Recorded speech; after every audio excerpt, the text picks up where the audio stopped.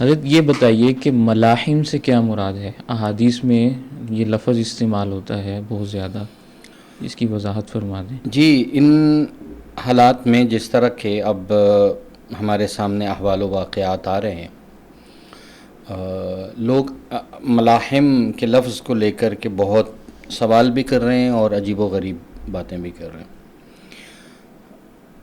یہ ملحمت ان کی جمع ہے اور یہ لحمن سے مشتق ہے، اس سے یہ لفظ لیا گیا ہے، یعنی اس کا مادہ روٹ ورڈز جو ہیں وہ لحم ہے۔ لحم عربی زبان میں گوشت کو کہتے ہیں۔ تو ایسا واقعہ، ایسا معرکہ، ایسی جنگ جہاں خون گرے، گوشت کٹے، گوشت کے ٹکڑے ہوں، قطع گوشت کے ٹکڑوں کو کہتے ہیں، تو اس سے یہ لفظ ہے ملحمہ۔ ایسی خونریز جنگ جہاں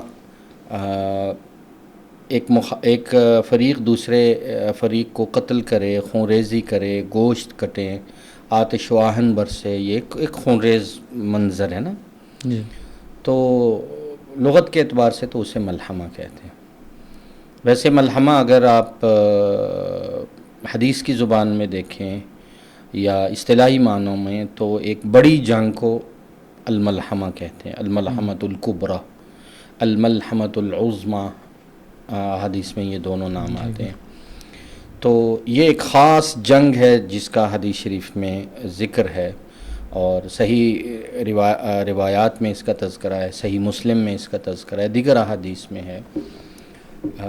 اس سے قطع نظر اب ہم چونکہ الملاحم کا پوچھ رہے ہیں احباب، تو الملاحم کے مختلف معنی ہیں۔ ہر جنگ کو چونکہ ملحمہ کہہ سکتے ہیں، ایک بڑی جنگ کو ملحمہ کہتے ہیں، لیکن علم الفتن کے دائرے میں جب آپ الملاحم دیکھتے ہیں تو قرب قیامت میں پیش آنے والی خونریز معرکۃ الآراء بڑی جنگوں کو جو حق اور باطل کے درمیان ہوں، ان کو الملاحم کہتے ہیں۔ پھر اس موضوع کو بیان کرنے کے لیے، یہ جنگوں کو بیان کرنے کے لیے جو فتن کے زمانہ میں، جو دور آخر الزماں میں ہیں، اور جو ظہور مہدی کے وقت میں ہیں یا ظہور مہدی کے فوراً بعد ہیں علیہ رضوان، تو ان جنگوں کو، اور بالخصوص ایک بڑی جنگ جو مغرب کے ساتھ ہوگی، یورپ کے ساتھ، اسے الملحمۃ الکبریٰ کہا گیا۔